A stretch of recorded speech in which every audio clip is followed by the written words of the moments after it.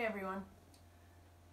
Because we are secluded to our houses and can't get out much, I decided to do some videos that can help you bond with your dogs and help you keep them healthy and mobile while we get through this crisis that we are having in our country.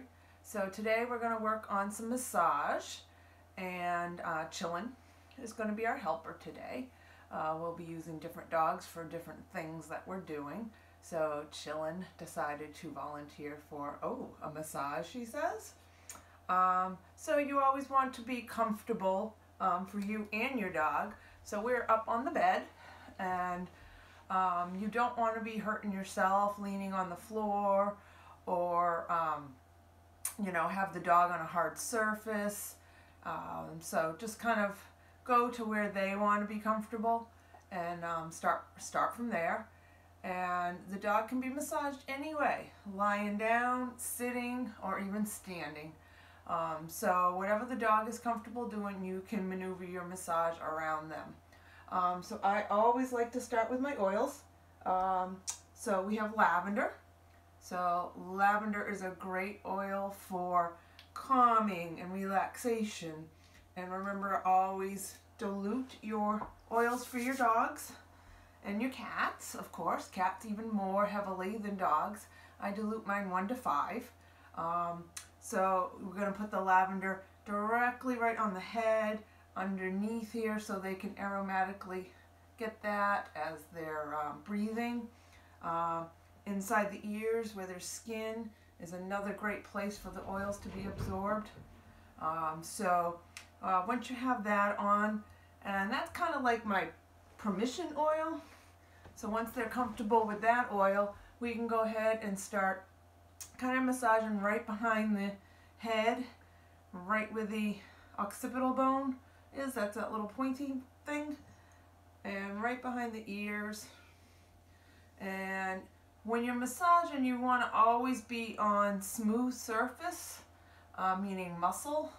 So if you hit a hard surface that feels like bone, move up, down, or sideways and try to get on the smoother surface of the muscle. That's the actual part that you want to massage. So as you can see, Chillin is already enjoying this. So I just kind of get them to relax a little bit. Your dog may take a little bit more than this to relax, but once you have them in a relaxed position, I'm going to turn her around so you can actually see that I'm working on her back. You know relaxation has taken effect when you can maneuver them like that. So we're going to work along Chillin's spine here. So let's get her this way. No, sit this way. See if I can get her to sit up so you guys can see better.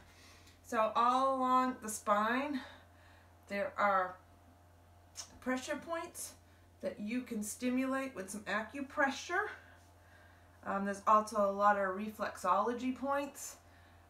So when you are pushing along the spinal cord, you are stimulating all those points and awakening them to function, their muscles, their tissues, their ligaments, and everything else, even their organs can be stimulated by just some acupressure down the spine. So we are going to go with another oil. So we're going to use some Balance next. So this is our Balance oil. This is our grounding blend. So again, just put a little in your hand, rub together, and you're just going to rub that right down the spine. And don't worry about the hair. Chillin is having fun on this time off rolling outside. And then go again and stimulate those reflexology points along the spine. We can do this with a number of different oils depending on what your dog is going through.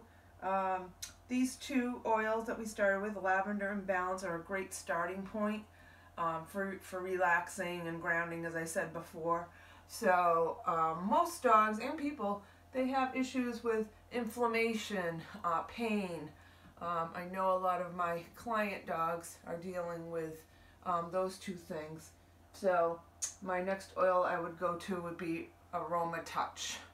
So this is the Aroma Touch. This is our massage blend.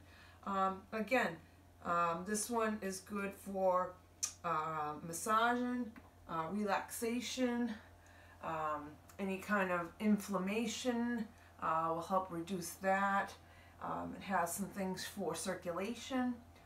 So again, just rub that right down the spine. And again, just kind of rub, push down on those points. And this is also where you can find any sensitivity down the spine. So if Chillin were to react anywhere with flinching or any kind of like spasmy kind of looks, that means she's sensitive in that area. And right now I'm not getting anything on Chillin. But if they had anything like that, make a mental note of that, and we'll come back to that and massage it. So this is stimulating the nervous system, and then later on we'll go back and actually massage those areas. So to just kind of quicken up the process so I can get to actually some massage on the limbs and stuff. For the following oils, I will follow up with some, let's see, I should have these out. Copaiba. This is a great one for neurological function, helps ease tension, the painway pathways, and then of course frankincense. Frankincense is great for pain, inflammatory response. It's great for anything and everything. So if you have any doubts, go ahead and put frankincense on it. Great for skin. Those two I would follow up with what we just did. But like I said, for time, we're going to get to some of the massage part. So let's go to our front leg. So this is our front leg. And with my massage, I always do some range of motion also after I get the actual muscles relaxed. So in the front, there's a little muscle. So biceps, triceps. So biceps, and their triceps is behind here. So I just kind of do both of those at the same time. It's kind of like a little kneading. Again, you want to make sure you're on smooth surface and not bone. And you can see how she's already relaxing there. Just getting those relaxed. And then once she's relaxed there, we can do a little bit of range of motion with her shoulder. So extension, flexion. And if they fight you at all, go back to just doing the gentle massage until they relax again, and then try again for your stretching. So a lot of dogs that have any issues with their joints, they might fight you a little bit. They might not want you to do that. So don't fight them, just give in to them, do a little more massage, and then try to get that stretch again. And if they fight, see, she just fought. We'll go back to just a little bit of the kneading, and then we get a good stretch. Good girl. So our wrist, or carpus, is this joint here. That is our wrist. So flexion, extension. So dogs, flexion is pretty much like that, and extension should be no more than a 180. So if you're getting that and it's hyperextending, they might have some pulled ligaments there, so don't push that issue. So flexion and extension. Some dogs are really stiff in this joint because of hard playing over the years, ball playing, tight turns, sudden stops and starts, and they've got a little inflammation or even some arthritis there. So it's kind of stiff sometimes. So a good way to open up that joint is just place your hand on their paw and your other hand over the joint. So you don't want to be on the joint, you want to be right above the joint. And just put it into extension and then just some gentle traction. So I'm actually pulling the joint open gently. And if it's too much, the dog will take its paw and pull it back. So just go a little bit less. And you can hold that for about 10 seconds and that'll help open up that joint. And as you can see, Chillin doesn't mind that. Then our last joint on our front leg is our elbow. So again, flexion would be pushing in, extension, out. Flexion, extension. So the stretch on this one would be above the elbow. Hopefully you can see this. And below the elbow.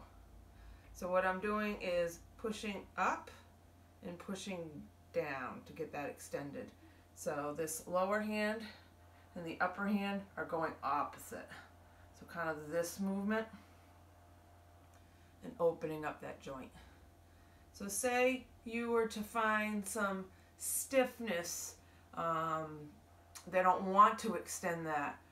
They look at you. Sometimes that's pain. So if you feel any of that or they react, go ahead and take your copaiba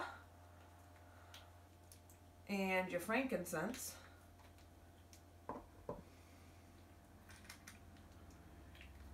and put that directly on the inside of the joint. That is usually where the pain is stemming from, is the inside. So right in the inside of the joint. So, sorry my dogs are hairy. So right in here, you can feel the little indentation where the joint capsule is. That's where you want to direct the oils to. And that'll help loosen that up for them. So you want to continue with this for about 10 to 20 reps of range of motion, followed by, in between those, so you're going to do like 1, 2, 3, 4, let's do a extension on that, hold, and hold for about 10, count of 10, doesn't have to be exact, or they pull back, and then you go back to your range of motion. So continue that till you get about 4 to 6 good extensions and flexions and holding that extension. And then our hind leg, let's roll Miss Chillin around again. There we go. All right, so our hind leg consists of our toes. This is our hock or tarsus, our knee or stifle, and our hip. So our hip is here, that's extension, this is flexion. The two big muscle groups in our hind leg are our hamstrings